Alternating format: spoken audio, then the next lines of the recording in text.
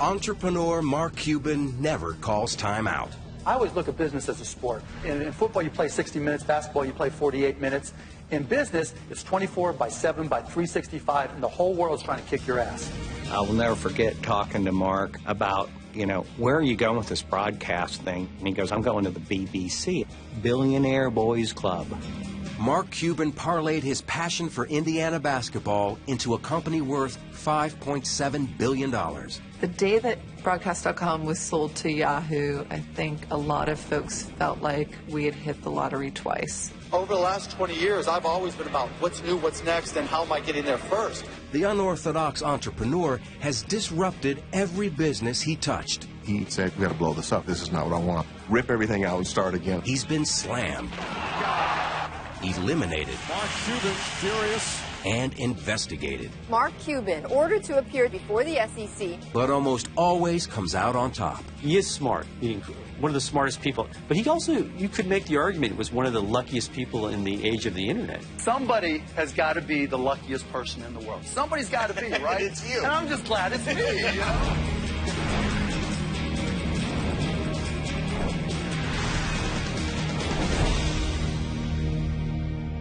It appears that they are for sale on a game-by-game basis, but I can't figure out how to buy them.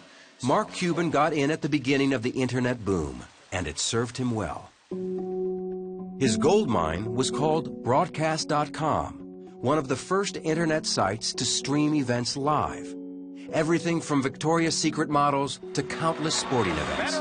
gets the slot, hits the post. We were the first ones to scale internet broadcasting, to take 500 radio stations and broadcast them on the internet, 100 television stations, earnings calls, product launches, college football games, deals with the NHL, Major League Baseball. I mean, we had really become a broadcast network on the internet.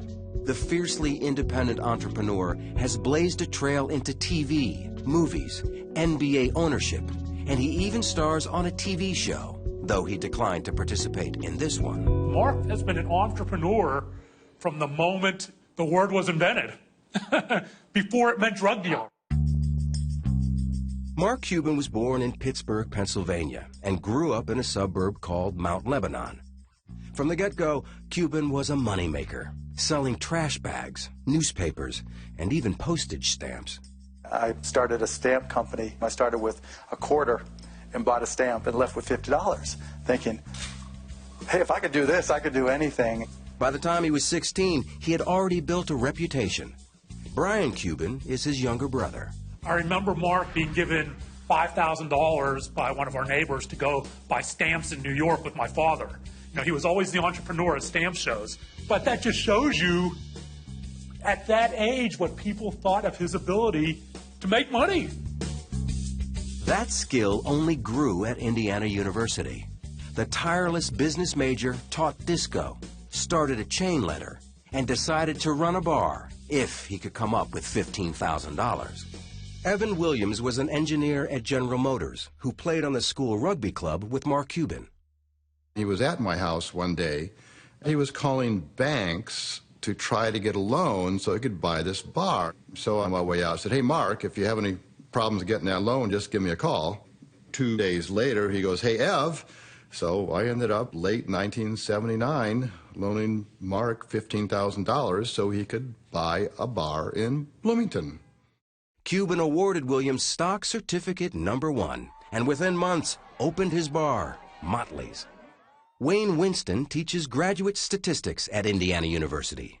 In my over 35 years of teaching, I've never had a student really start a business while they were an undergrad or an MBA here on campus, and he started Motley's, which became by far, I think, the best bar in town. The business model he used in Motley's is very close to the same business models he used in his next 2 or 3 businesses.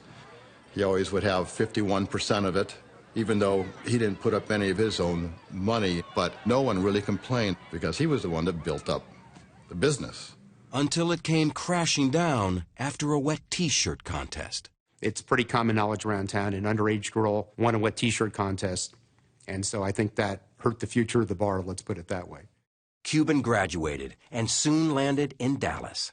Within a year, the born entrepreneur launched Micro Solutions, providing software, hardware, and training to businesses at the dawn of the PC revolution. It was a family affair. Mark goes, you come work for me. So I said, fine. So my first day at work, I'm a big lawyer. I show up in my suit and tie. And he goes, why are you wearing that? Well, coming to work for you at Micro Solutions. He goes, no, go home and change, put on your crappy clothes and your jeans. You're in the stock room. Mark doesn't give you anything. You have to learn it and earn it. Mark Cuban learned the computer business fast, and in 7 years sold his company to CompuServe for $6 million. And I retired. And you retired. And what did you do with that money, your biggest purchase? My biggest purchase, I bought a lifetime pass on American Airlines, and I had one mission in mind. I wanted to be able to go to as many countries around the world as I could and get drunk with as many people as I possibly could, and I was so good at it.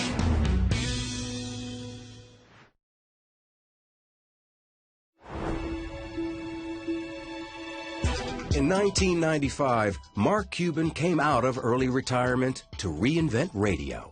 According to Cuban, college friend Todd Wagner brought him the concept. It's a story the Hoosiers basketball fan has told often, as in this interview on 60 Minutes. He sat me down, he said, look, I've got this idea where I think we can listen to Indiana basketball, sporting events, anywhere in the world by using the internet. So Mark and I just basically said, let's find out if this is a business or not. So we set up shop in his upstairs bedroom of his house and, got us a computer, got the software, and started playing with it. And that is the birth of AudioNet, what eventually became broadcast.com. But another young entrepreneur tells a different story. Chris Jabe says he was also a founder of the company. When I was pretty young, I was a Minnesota Twins fan. I moved to Texas. So as a displaced fan, I was always trying to figure out how to get access to those games that I couldn't see on regular TV. When the internet came along, it's like it was a slam dunk, because now it was just a matter of acquiring broadcast rights. He took his plan to investors. One of them was Cuban. I'd probably had this pitch that I'd given to maybe 150 people over the previous year and a half to 2 years. And so I'm getting into my pitch. It's usually about a 20-minute pitch, and within 3 minutes he goes, I'm in. I'll do it. Jabe asked for $1 million and said that Cuban wrote a check for $10,000, and months later tried to cut him out completely. Mark said, Chris, I really don't need you. You really don't have that much to add. I can pretty much do or get people to do what you're doing. So I was a little bummed, to say the least. And I really give Todd a lot of credit. When he came to me and said, we can work a deal with, for $2,500 a month and 10% of the company, in the way he described it and the way he showed me the paperwork, I knew it was real. And it really made me feel really good, actually, even though it was hard to take 10% of a company that I developed 100% from scratch. Cuban became the driving force of AudioNet. Mark overall really wanted to see it as his company. He had made it, gone from really an idea to reality. He never really wanted to acknowledge me as a founder. But co-founder Todd Wagner does acknowledge Jabe's participation. He was there for a very brief period of time, and then he went on to the next thing. He owned a slug of equity and did just fine. AudioNet did better than just fine.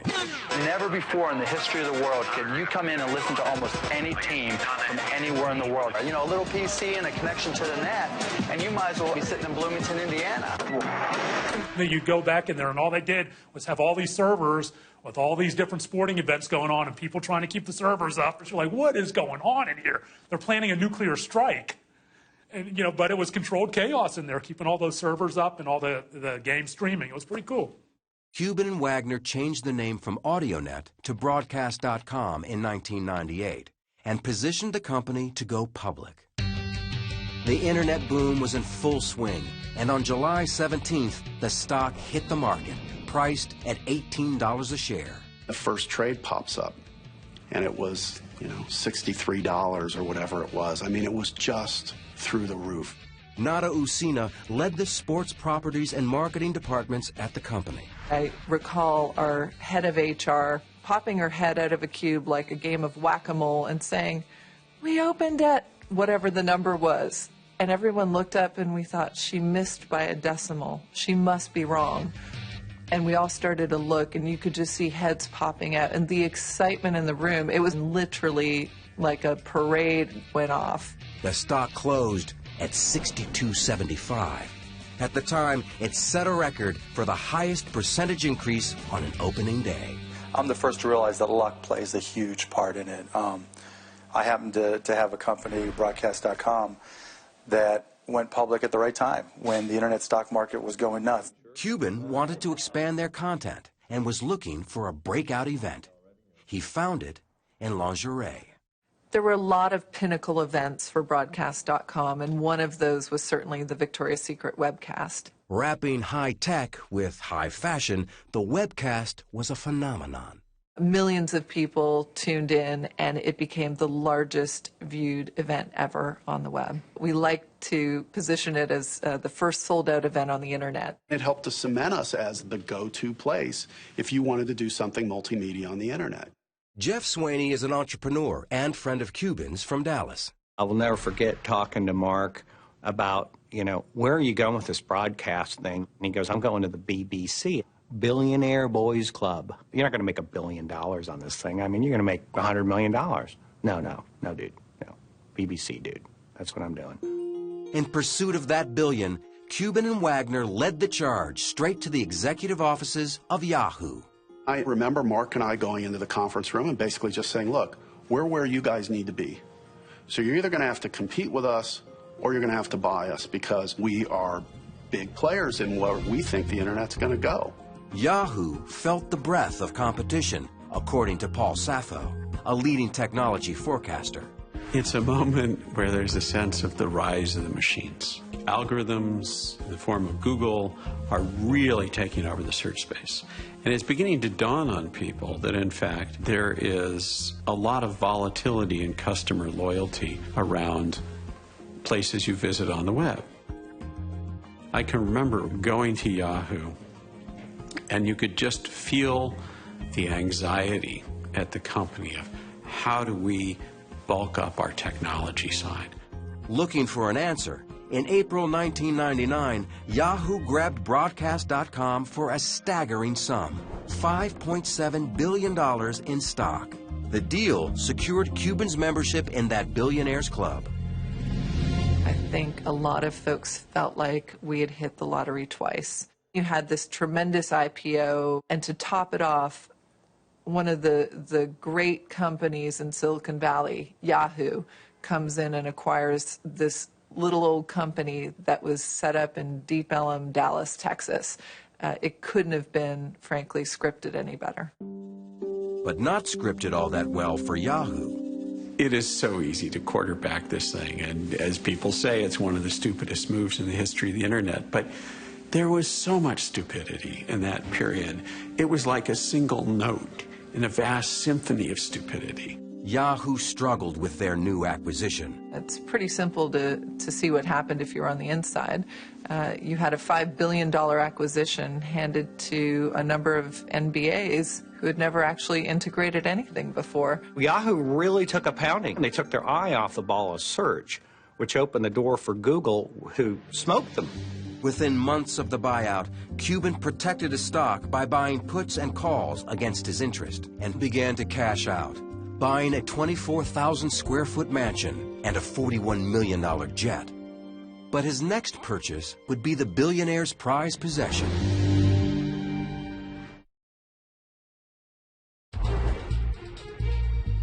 In January 2000, sports fanatic Mark Cuban bought majority ownership in the Dallas Mavericks from Ross Perot Jr. It was the crowning purchase for the billionaire with the insatiable desire to win, except that the franchise had one of the worst win-loss records of any team in the NBA. You've got to start giving these guys who have been in damaged programs, let's call them, the thought process that they can win, that they are expected to win. Cuban was going to change everything his way. Turdima Ussery, the buttoned-up CEO of the Dallas Mavericks, recalled his first meeting. I didn't eat the whole day because we're having dinner at his house that night, and I wanted to be a great guest. And I was in suit and tie and, trying my Sunday best, as my mom called it. He opened the door up in jeans and no shoes and T-shirt, and we sat on his floor and watched basketball for 4 or 5 hours and ate. I think it was Cocoa Puffs and Doritos is what we had in bottled water. So it was, again, it was just a new reality. That new reality took effect the moment Cuban saw the traditional wood-paneled locker room in the Mavericks' new arena. He said, you've got to blow this up. This is not what I want. I want a loft. I want open ceilings. I want the guys to feel like it's a clubhouse, a place they'd hang out in. We got to get a pool table in here, and we got to get the DVDs, rip everything out, and start again in the clubhouse. The radical new owner booked first-class hotels for road games and would buy a team jet with legroom for 7-footers. All that stuff was new. None of that stuff had been done in the league before. Nor had an owner worn a Mavs Fan for Life t-shirt, or put his email address on the Jumbotron, or broken custom by ditching the skybox for courtside seats and yelling at the referees. No! NBA control at the timeout! NBA control at the timeout! Mark has said plenty that's gotten him in trouble. Scott Soshnick reports on sports business for Bloomberg News. My favorite one is when he said that a referee wasn't qualified to manage a Dairy Queen. But when he said that, Dairy Queen got upset. They wanted Mark to know that their managers are highly trained, highly skilled folks. And so the guy challenged Mark to come down and serve ice cream and to see how difficult it really was. There were probably 6 helicopters hovering above this poor Dairy Queen. There were probably 3,000 people outside, and he was there dishing out ice cream. He's a very, very smart marketing guy, and if he can turn a negative into a positive, he will. But Cuban's courtside criticism was a negative for David Stern, the longtime commissioner of the NBA. I think Mark was very impatient when he first became an owner because he strives for perfection. And he expressed his views in that regard. It wasn't a constructive enterprise to publicly criticize our officials, and it's prohibited by our rules. Those rules resulted in Cuban's first fine of $5,000, followed by fines of $15,000, $25,000, $250,000, $100,000, $10,000, and $100,000 again, all in his first full season as an owner. My job is to stand up for my guys, and if I think something's wrong, I'm going to do something about it. Reporter John Swartz followed Cuban's career for 13 years. That connects with people. You don't see that among many billionaires. They think they have to act a certain way. I don't think he cares.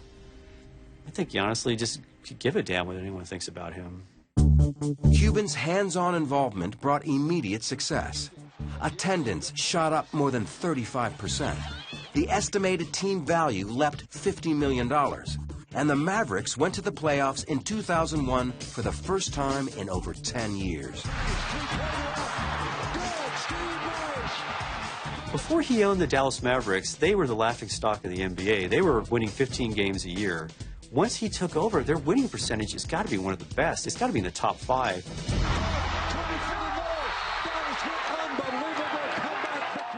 Despite their surging success, that year the Mavericks fell short of the championship. And success for Cuban in the film and TV business was also proving elusive. At the dawn of HD TV in 2001, he launched the first high-definition television network called HDNet, as he explained to Charlie Rose. We're available on cable, we're available on satellite, but viewers can go knowing that not only are they going to get great entertainment, but they're going to get great entertainment in the best possible picture quality. The network sputtered, barely reaching 350,000 homes in its first year. Cuban hit pause long enough to marry longtime girlfriend Tiffany Stewart, throwing a reception bash on his home court, the American Airlines Center. By 2003, he re-teamed with Todd Wagner and plunged into the movie business. We bought Landmark Theaters, which was a national independent theater chain. We invested and then bought Magnolia Pictures, a theatrical distribution company. We built on a home entertainment unit as well to that. And all of a sudden, we had built a vertically integrated media company, meaning we had production, distribution, and exhibition all under one roof, in a way that, frankly, we had not seen done before. It gave Cuban the pieces to shake up the movie business by releasing a film in theaters, on DVD, and TV simultaneously. Andy Fixmer is an entertainment reporter for Bloomberg News. Back then, nobody was doing this. Nobody even thought that you would dare put a movie on television before it was released in theaters. It just wasn't done. Cuban's movies met with mixed success. Some films, like Good Night and Good Luck, had found critical acclaim and a niche audience, while others struggled.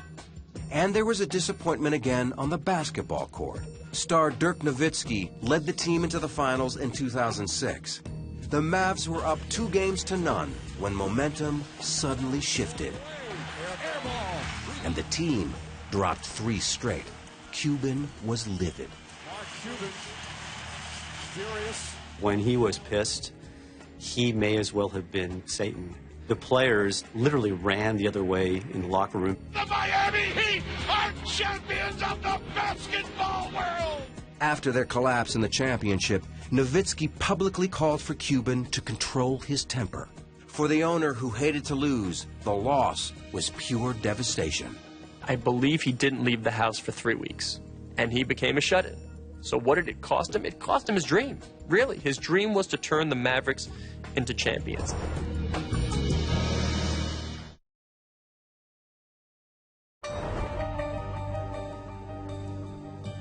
Mark Cuban, the former disco teacher, returned to dancing in 2007 in front of millions.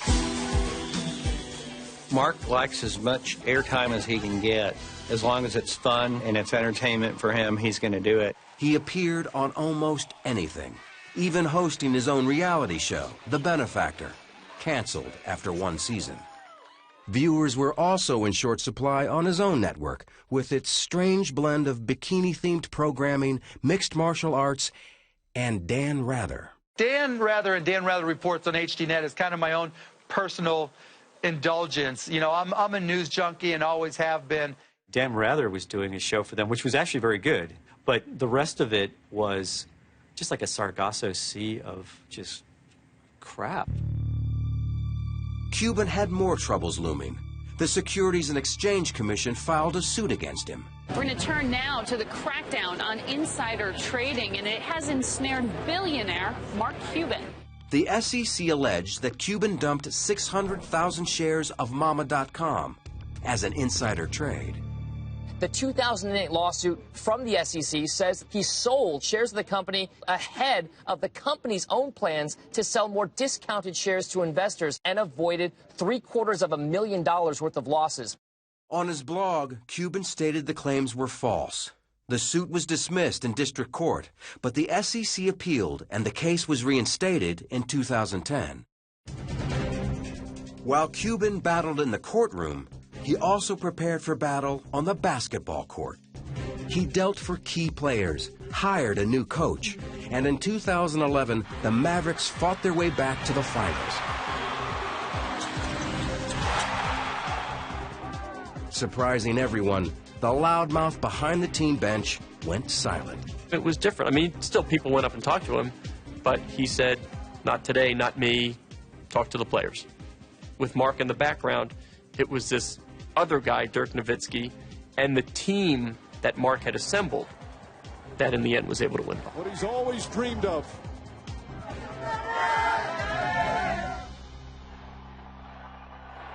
We had the ceremony inside the building, and all of a sudden this chant broke out, "Thank you, Mark. Thank you, Mark. Thank you, Mark." How many times have you heard of a building chanting, "Thank you" to the owner?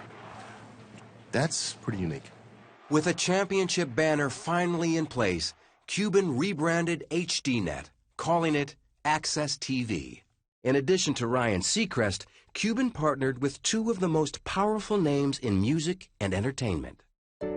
He lives in Dallas with his wife and 3 children.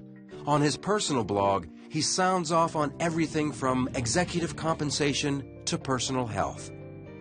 Whether brilliant or just plain lucky, Mark Cuban will always be looking for his next big move. He's going to challenge conventions. He's going to change how people think. He's definitely a guy to always keep your eye on. He's brash. He's not afraid of controversy. But he's also one of the most brilliant strategic thinkers I've ever met. Is the glass of water half full or half empty? Mark's going to be the guy asking who's pouring it. You can look at things and say, this is the way they've always been done. I like to look at it and say, well, if everybody's doing this way, that's not where the future is. You have to look somewhere else. And, you know, if that pisses people off, that's their problem.